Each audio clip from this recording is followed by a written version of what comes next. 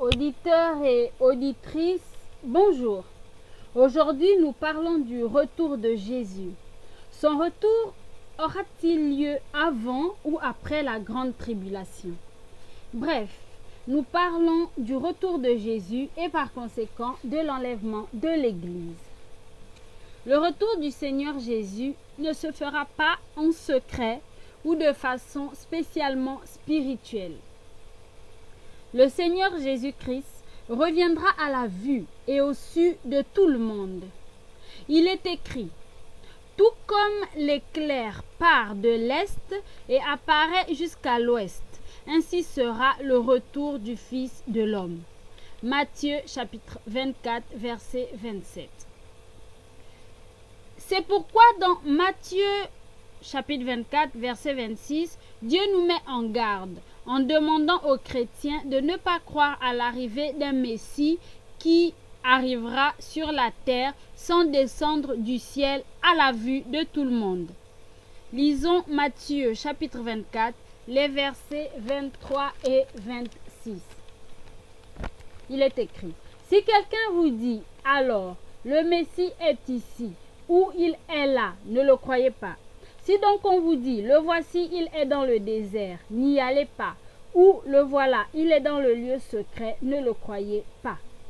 Bref, ces passages bibliques révèlent clairement que l'on n'aura pas besoin de nous informer du retour de Jésus à sa venue, car tout œil le verra. Méditons d'autres versets de la Bible qui confirment cela, notamment les versets qui décrivent le départ de Jésus vers le Père après sa crucifixion et sa résurrection.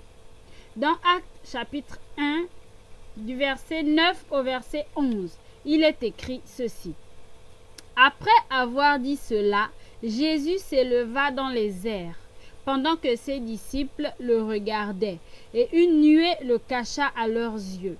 Et comme ils avaient les regards fixés vers le ciel, pendant que Jésus s'en allait, deux hommes habillés de blanc leur apparurent et dirent: hommes de Galilée, pourquoi restez-vous à regarder le ciel?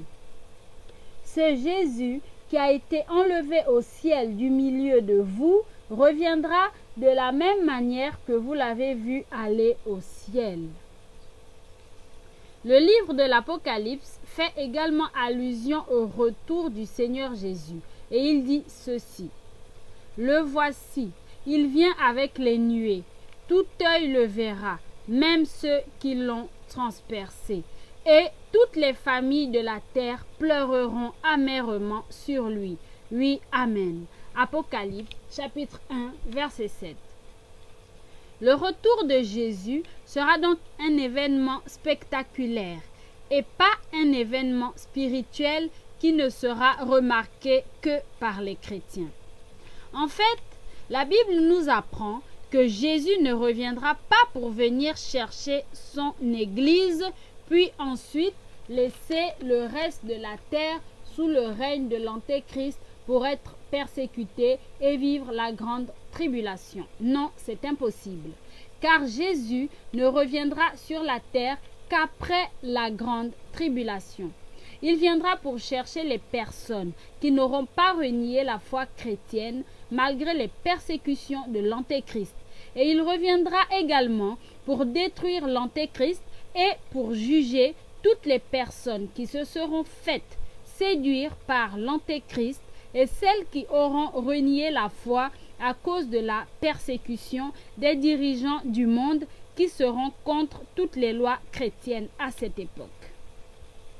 Et c'est donc pour cette raison que 2 Thessaloniciens chapitre 2 verset 8 affirme que lorsqu'arrivera l'impie, lorsqu'arrivera l'Antéchrist, le Seigneur Jésus le détruira par le souffle de sa bouche et il l'anéantira par la manifestation de son retour. Mais Matthieu chapitre 24 est encore plus précis, car non seulement cet évangile révèle que Jésus reviendra pour mettre fin au règne de l'Antéchrist et à la grande tribulation, mais les évangiles ajoutent également que le Seigneur Jésus reviendra pour enlever son Église afin qu'elle ne subisse pas les fléaux que subiront l'Antéchrist et toutes les personnes qui auront accepté de se soumettre à l'Antéchrist et qui auront approuvé son règne. La Bible est claire. Le retour de Jésus apportera chez les peuples qui auront suivi l'Antéchrist un climat d'effroi, un climat de peur, car ils se rendront compte trop tard qu'ils ont mal agi en reniant la foi en Jésus. Ils auront peur, car ils ne sauront pas à quoi s'attendre en voyant Jésus revenir sur la terre. Surtout que son retour se fera en grande pompe et avec des manifestations climatiques et terrestres assez effroyables. Lisons les évangiles et le livre de l'Apocalypse qui témoignent de cela. Matthieu chapitre 24, versets 29 à 31 dit: Aussitôt après ces jours de détresse, nous ouvrons une parenthèse pour préciser que les jours de détresse sont les jours de la grande tribulation et des persécutions que les Juifs et les chrétiens subiront en voulant demeurer intègres et fidèles dans leur foi en Dieu. Nous reprenons la lecture de Matthieu chapitre 24, versets 29 à 31.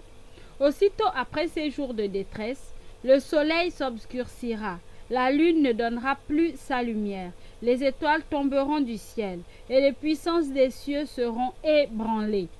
Alors le signe du Fils de l'homme apparaîtra dans le ciel. Tous les peuples de la terre se lamenteront, et ils verront le Fils de l'homme venir sur les nuées du ciel, avec beaucoup de puissance et de gloire. Il enverra ses anges avec la trompette retentissante, et ils rassembleront ceux qu'il a choisis des quatre coins du monde, d'une extrémité du ciel à l'autre. Et c'est ce rassemblement fait par les anges que les chrétiens appellent l'enlèvement de l'Église. Pardonnez-nous pour la répétition, mais afin que tout ce que nous disons soit parfaitement clair dans vos têtes, nous tenons à relire ce passage biblique.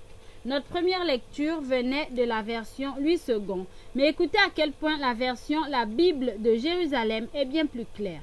Elle dit ceci: Mais après l'épreuve de ces jours-là, le soleil s'obscurcira, la lune ne donnera plus sa clarté, les étoiles tomberont du ciel et les forces cosmiques seront déréglées. Alors apparaîtra dans le ciel le signe du Fils de l'homme, et toutes les races de la terre se frapperont la poitrine quand elles verront le Fils de l'homme venant sur les nuées du ciel, avec puissance et grande gloire. Il enverra ses anges avec une trompette sonore pour rassembler ses élus des quatre points de l'horizon du plus lointain de l'univers. Et il se trouve que le livre de l'Apocalypse est d'accord avec ce retour de Jésus qui se fait à la vue de tout le monde et dans un environnement de terreur. Lisons Apocalypse chapitre 6 versets 12 à 17. Je regardais quand l'agneau ouvrit le 6e sceau, et il y eut un grand tremblement de terre. Le soleil devint noir comme un sac de crin, la lune entière devint comme du sang, et les étoiles du ciel tombèrent sur la terre, comme les figues vertes d'un figuier secoué par un vent violent. Le ciel se retira comme un livre qu'on enroule, et toutes les montagnes et les îles furent écartées de leur place. Les rois de la terre, les grands, les chefs militaires, les riches, les puissants, tous les esclaves et les hommes libres se cachèrent dans les cavernes et dans les rochers et les montagnes. Et ils disaient aux montagnes et aux rochers: Tombez sur nous et cachez-nous loin de celui qui est assis sur le trône et loin de la colère de l'agneau. En effet, le grand jour de sa colère est venu, et qui peut résister? Dans l'évangile de Luc, au chapitre 21, du verset 24 au verset 28, il est écrit: Il y aura des signes dans le soleil, dans la lune et dans les étoiles, et sur la terre. Les nations seront dans l'angoisse, épouvantées par le bruit de la mer et des vagues. Des hommes s'évanouiront de terreur dans l'attente de ce qui surviendra sur la terre, car les cieux seront ébranlés. Alors on verra le Fils de l'homme venir sur une nuée avec beaucoup de puissance et de gloire. Quand ces événements commenceront à se produire, redressez-vous et relevez la tête, parce que votre délivrance est proche. Au verset 27, la Bible dit que le retour de Jésus sera une délivrance pour les chrétiens et pour tous les juifs qui n'auront pas renié leur foi en Dieu. Et il s'agira pour eux d'une délivrance justement parce que les croyants intègres encore en vie à cette époque seront emprisonnés et maltraités par l'Antéchrist et par ses adeptes. Et d'autres croyants seront cachés dans des endroits précaires en souffrant certainement de la faim et du froid. Car durant la grande tribulation, seules les personnes qui inscriront la marque de la bête sur leur corps, 666, seront bien traitées. Bref, le retour de Jésus ne se fera pas en secret. Et il viendra pour délivrer de la persécution de l'Antéchrist les Juifs intègres ainsi que les chrétiens non-juifs intègres. Il viendra aussi pour détruire l'Antéchrist. Par conséquent, le Seigneur Jésus reviendra sur la terre seulement après la grande tribulation. Nous achevons cette étude du retour du Seigneur Jésus sur la terre avec un verset biblique qui en parle clairement. Il s'agit de 2 Thessaloniciens, chapitre 2, les versets 1, 2, 3, 4 et 8, qui disent ceci. Frères, parlons de cette venue du Seigneur, Jésus-Christ, et de notre rassemblement autour de lui. Nous vous supplions de ne pas perdre la tête si facilement et de ne pas vous affoler pour quelque manifestation de l'esprit ou à cause d'une parole ou d'une lettre qu'on dirait venir de nous, comme si le jour du Seigneur était imminent. Ne vous laissez pas égarer de quelque façon que ce soit. Il faudrait d'abord que se produise l'apostasie et que se manifeste celui qui refuse Dieu, l'instrument du mal, l'Antéchrist, celui qui contredit et qui se met au-dessus de tout ce qu'on considère comme sacré. Et il ira jusqu'à s'asseoir dans le temple de Dieu pour montrer que Dieu, c'est lui. Verset 8. Le Seigneur Jésus détruira l'Antéchrist par le souffle de sa bouche et il l'anéantira par l'éclat de son retour. Peuple de Dieu, maintenant que vous avez entendu la vérité de la parole de Dieu, ne vous entêtez plus à croire que les chrétiens ne vivront pas la grande tribulation et que Jésus viendra chercher son Église avant le règne de l'Antéchrist, car cela est totalement faux. Nous tenons à souligner que tous les premiers pasteurs, les premiers prêtres et les premiers hommes de Dieu qui ont affirmé que Jésus reviendra chercher son Église avant la grande tribulation n'étaient pas forcément de faux hommes de Dieu. C'est juste qu'ils n'ont pas bien examiné les Saintes Écritures. Et le diable a profité de leur confusion pour enseigner ce mensonge, cette erreur à tous les habitants de la terre. Depuis des générations, cette erreur a été enseignée dans les écoles bibliques et dans les universités de théologie. À cause d'un premier croyant qui s'est trompé en méditant au sujet des circonstances du retour du Seigneur Jésus sur la terre. Frères et sœurs, il n'est pas trop tard pour corriger cette erreur. Avant que l'Antéchrist ne soit intronisé comme Dieu et comme souverain international, annoncez aux personnes que vous aimez qu'elles doivent se fortifier et s'apprêter à souffrir au nom de la foi en Jésus. Car si elles ne sont pas prêtes, soit elles renieront la foi devant la persécution, soit elles ne reconnaîtront pas l'Antéchrist et croiront aux mensonges qu'il déclarera en ce temps-là et aux faux miracles qu'il fera. Attention! Il faut accepter la vérité, car la Bible déclare dans 2 Thessaloniciens chapitre 2, versets 9 à 12 ceci. La venue de l'Antéchrist se fera par la puissance de Satan, avec toutes sortes de miracles et de prodiges mensongers pour égarer et pervertir ceux qui vont à leur perte.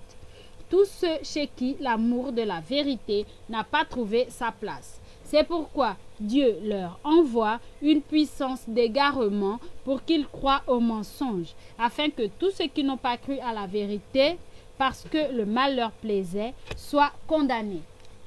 Par conséquent, chers frères et sœurs, Accueillez la vérité de la parole de Dieu dans vos cœurs pour que vous ne soyez pas frappés par la puissance d'égarement qui vous fera croire à tous les mensonges du diable et de l'antéchrist. Bref, la Bible dit que seul Dieu connaît à quel moment tous ces événements vont se réaliser. Mais il est important de connaître de quelle façon ces événements vont se dérouler. Que ceux qui ont des oreilles entendent ce que l'Esprit dit à l'Église. Notre étude est terminée. Que Dieu éclaire votre intelligence. Amen.